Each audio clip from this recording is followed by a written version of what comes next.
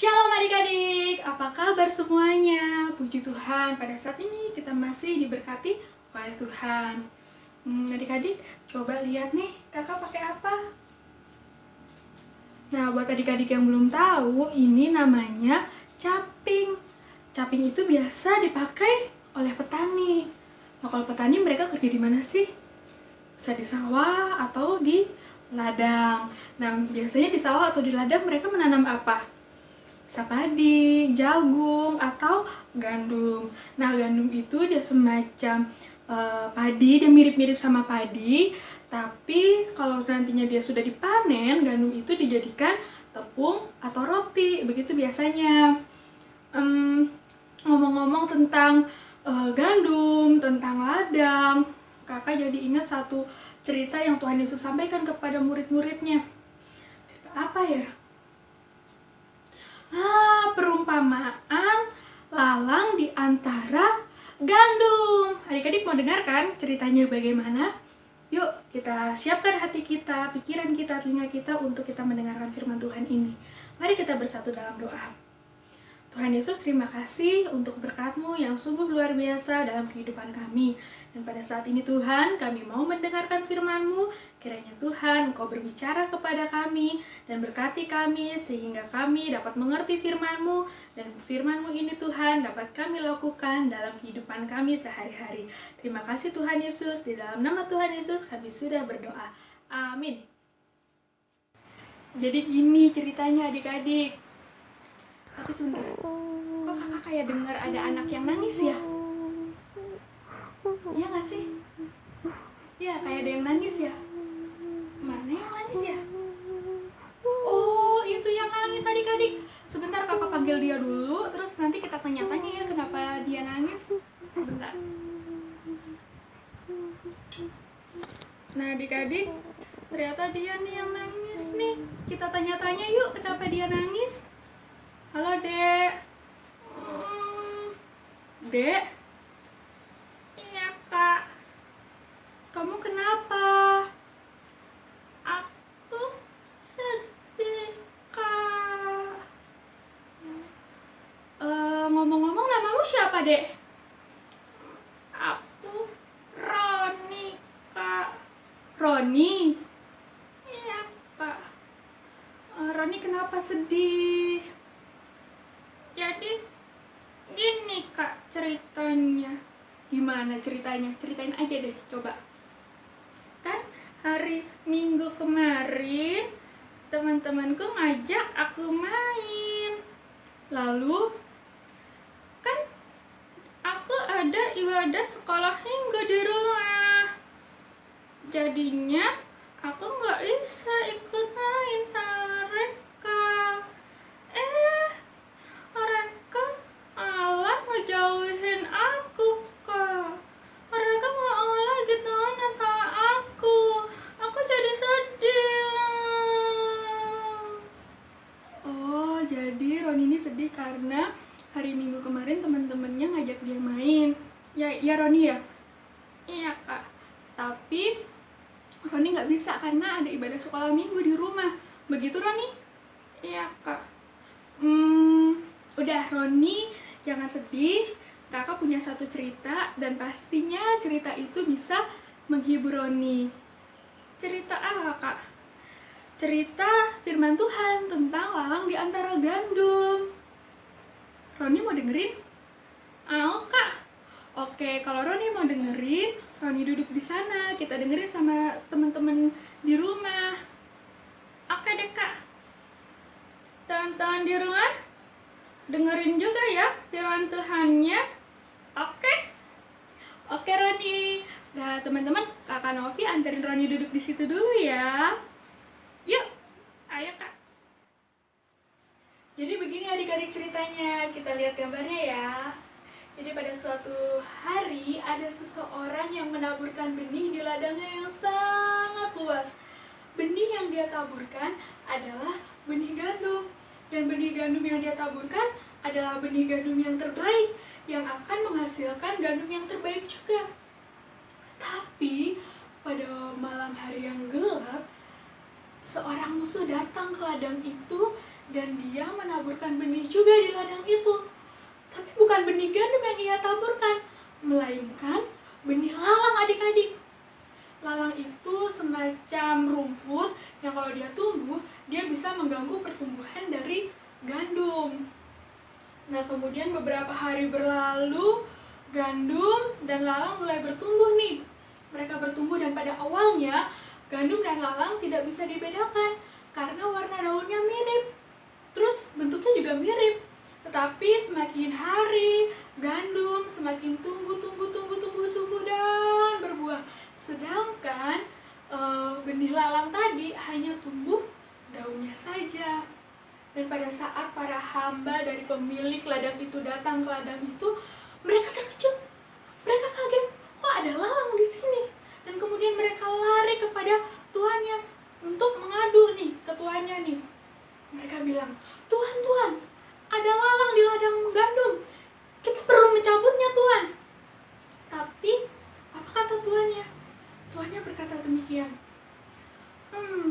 Musuhkulah yang telah menaburkan benih lalang di ladangku. Kalian tidak perlu mencabutnya. Biarkan saja lalang itu dan gandum itu tumbuh bersama-sama sampai tiba waktunya untuk panen nanti. Kenapa nggak boleh dicabut adik-adik?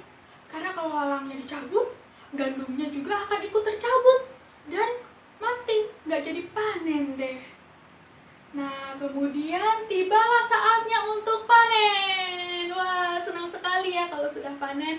Dan para hamba dari pemilik ladang itu, mereka dengan sukacita, dengan gembira memetik bulir-bulir gandum, memanen gandum itu, dan mereka simpan gandum-gandum itu ke dalam lumbung. Lalu bagaimana dengan lalang tadi?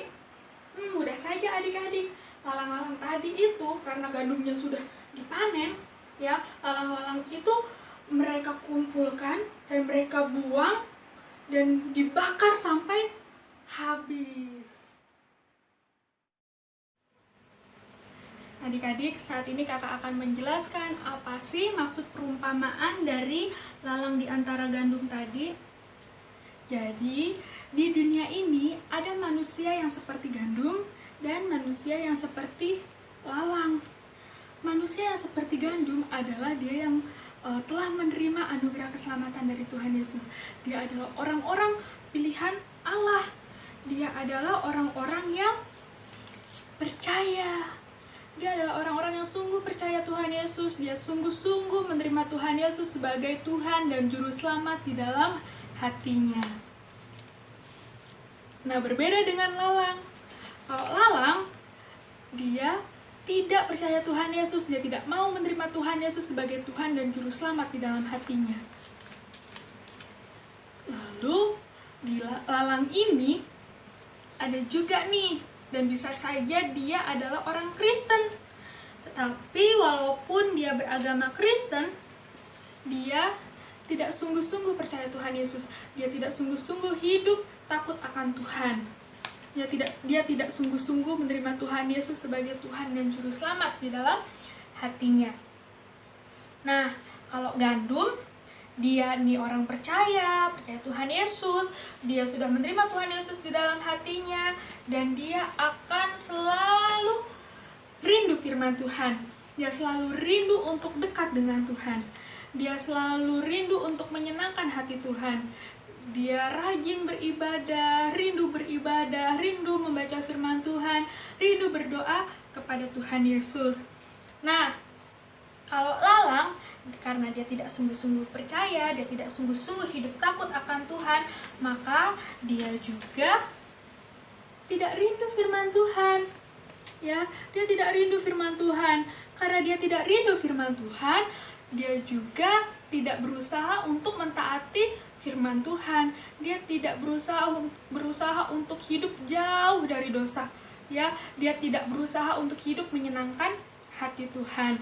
Dia masih hidup di dalam dosa. Nah, kalau gandum, karena dia selalu rindu akan firman Tuhan, dia juga selalu rindu untuk menyenangkan hati Allah, maka dia akan berusaha untuk hidup taat.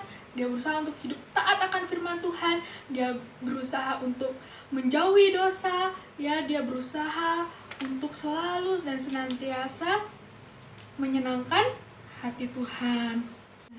Jadi di sini gandum dan lalang akan hidup berdampingan adik-adik di dunia ini. Sampai kapan? Sampai Tuhan Yesus datang kembali ke dunia untuk yang kedua kalinya. Ya, Tuhan Yesus pasti akan datang kembali ke dunia ini untuk memisahkan gandum dan lalang. Lalu bagaimana nih nasib dari lalang-lalang ini? Ya, Tuhan Yesus akan menyuruh malaikat-malaikatnya untuk mengumpulkan lalang-lalang ini nih, orang-orang ini, dan akan membuangnya ke dalam neraka, ya, ke dalam api. Dan anak-anak Tuhan, anak-anak yang sungguh percaya Tuhan Yesus, yang menerima Tuhan Yesus di dalam hatinya, yang telah menerima anugerah keselamatan, yang selalu rindu firman Tuhan, yang senantiasa hidup taat akan firman Tuhan, yang mereka akan dibawa bersama-sama dengan Tuhan Yesus. Kemana nih? Dibawa kemana? Masuk ke dalam kerajaan surga. Adik-adik, setelah kita tahu, setelah kita mendengarkan tentang perumpamaan lalang di antara gandum, dan kita juga sudah mengerti arti dari perumpamaan itu apa. Jadi sekarang apa sih yang harus kita lakukan? Jadi yang harus kita lakukan, yang pertama, kita bersyukur karena kita adalah anak-anak pilihan Tuhan. Kita telah menerima anugerah keselamatan dari Tuhan Yesus. Kemudian yang kedua, kita harus mau sungguh-sungguh menerima Tuhan Yesus sebagai Tuhan dan Juru Selamat kita. Kita sungguh-sungguh menerima Tuhan Yesus di dalam hati kita. Kemudian yang ketiga, kita harus mau membuat komitmen di hadapan Tuhan. Apa itu komitmen? Komitmen adalah janji kita di hadapan Tuhan, janji kita dengan Tuhan. Seperti apa contohnya? Kita membuat komitmen untuk senantiasa taat kepada Tuhan, senantiasa rindu kepada Tuhan, senantiasa ingin dekat dengan Tuhan. Kita ingin membuat komitmen, contohnya saya mau rajin lagi beribadah, saya mau rajin lagi berdoa, saya mau rajin lagi membaca firman Tuhan. Dan kemudian kita juga bisa membuat komitmen untuk bisa membawa pengaruh yang baik bagi teman-teman di lingkungan sekitar kita. Nah, adik-adik, setelah kita membuat komitmen, kita juga harus ingat bahwa Tuhan Yesus pasti akan datang kembali ke dunia untuk membawa kita sebagai anak-anak Tuhan, kita sebagai anak-anak yang telah menerima anugerah keselamatan dari Tuhan, akan dibawa Tuhan Yesus masuk ke dalam kerajaan surga. Kita harus yakini itu, kita harus percaya itu, dan kita mengucap syukur atas itu. Nah, jadi mengerti ya, kalau kita sebagai anak-anak Tuhan memang harus hidup berdampingan dengan orang-orang yang tidak percaya sama Tuhan Yesus, seperti gandum dan lalang. Seperti gandum dan lalang. Jadi Kak, jadi apa? Jadi teman-temanku yang ngejauhin aku itu, mereka itu lalang ya Kak? Belum tentu. Roni dan teman-teman di rumah, kita nggak boleh menilai orang dengan sembarangan, dengan apa yang kita tahu dan yang kita lihat. Karena yang tahu dia ini lalang atau bukan hanya Tuhan Yesus. Kenapa? Misal saja sekarang teman-teman kita yang belum percaya sama Tuhan Yesus, mereka juga adalah anak-anak pilihan Tuhan. Siapa tahu mereka tahun depan atau beberapa tahun lagi atau mungkin besok mereka bisa percaya sama Tuhan Yesus. Kan kita nggak tahu. Iya juga ya. Nah, jadi teman-teman di rumah, Roni, tugas kita hanyalah terus berpegang akan komitmen kita untuk tetap setia, tetap taat, tetap rindu untuk selalu dekat sama Tuhan Yesus. Dan kita juga harus mau membawa pengaruh yang baik untuk teman-teman di lingkungan sekitar kita. Kalau untuk teman-teman yang belum percaya sama Tuhan Yesus, kita bisa ceritakan tentang Tuhan Yesus kepada mereka. Terus kalau ada teman-teman yang sudah Kristen tapi mereka masih malas ibadah, masih malas berdoa, malas baca firman Tuhan, kita harus mau ajak mereka untuk rajin lagi dekat dengan Tuhan. Gitu Roni. Oke deh Kak. Nah, satu lagi. Jadi kita harus ingat juga dan kita harus yakin bahwa suatu hari nanti Tuhan Yesus pasti akan datang kembali ke dunia untuk membawa semua anak-anak Tuhan, semua anak-anak pilihan Tuhan, semua anak-anak yang sudah menerima anugerah keselamatan dari Tuhan untuk dibawa Tuhan Yesus masuk ke dalam kerajaan surga. Kerajaan surga. Nah, adik-adik, sekarang kakak juga mau ajak adik-adik di rumah, juga Roni ya, kita mau bikin kreativitas. Kreativitasnya buku tanpa jilid.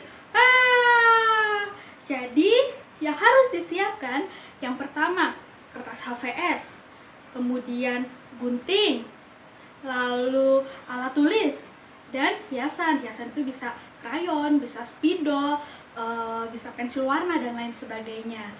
Gimana caranya? Nih kakak kasih lihat caranya ya. Caranya yang pertama, kita lipat kertasnya bagi 2. Kemudian dilipat lagi 1 kali lagi. Setelah begini dilipat ke atas. Setelah dilipat seperti ini, dibuka lagi dan digunting dari sebelah kanan. Diguntingnya jangan sampai habis, setengah aja. Nah, kalau sudah digunting maka bentuknya akan seperti ini. Ya. Kemudian dilipat seperti ini. Ya, dirapikan lagi, ditekan-tekan lagi.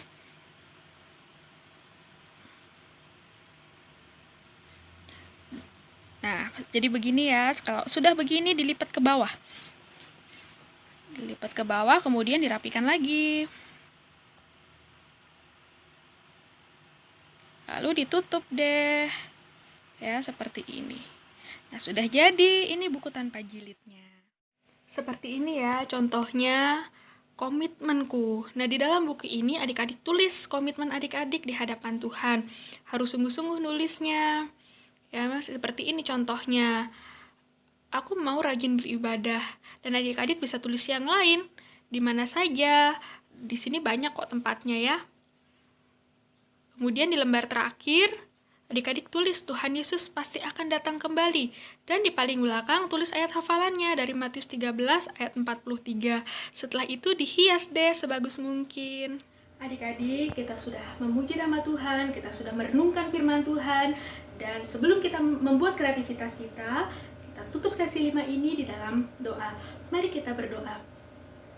Bapa di surga, kami mengucap syukur Tuhan karena pada kesempatan ini kami boleh memuji Tuhan dan kami sudah mendengarkan firman-Mu ya Bapa. Kami mengucap syukur. Tuhan Yesus, kami mengucap syukur Tuhan karena kami percaya, kami yakin bahwa Engkau pasti akan datang kembali ke dunia untuk membawa kami anak-anak Tuhan bersama-sama dengan Engkau masuk ke dalam kerajaan surga. Kami bersyukur ya Bapa dan kami berdoa Tuhan kiranya kami saat ini terus dapat membawa pengaruh yang baik bagi teman-teman di lingkungan sekitar kami. Kami tidak terpengaruh hal-hal buruk dari teman-teman kami, dari orang-orang di sekitar kami, melainkan kami bisa membawa berkat dan kami terus dapat memegang komitmen kami di hadapan Tuhan untuk kami boleh senantiasa menyenangkan hati Tuhan. Terima kasih Bapa di dalam surga. Dan pada saat ini Tuhan kami mengucap syukur karena pada saat ini Tuhan kami sudah naik kelas. Kami mengucap syukur Tuhan walaupun dalam beberapa bulan ini kami melaksanakan kegiatan belajar di rumah dengan kendala yang ada. Namun kami percaya Engkau senantiasa memberkati kami. Dan kami berdoa Tuhan untuk teman-teman kami yang akan masuk SMP. Kami berdoa kiranya Tuhan Engkau tempatkan kami di sekolah di mana Engkau berkenan. Terima kasih Bapa di dalam surga. Inilah doa kami. Di dalam nama Tuhan Yesus kami berdoa. Amin. Tuhan Yesus memberkati adik-adik. Shalom.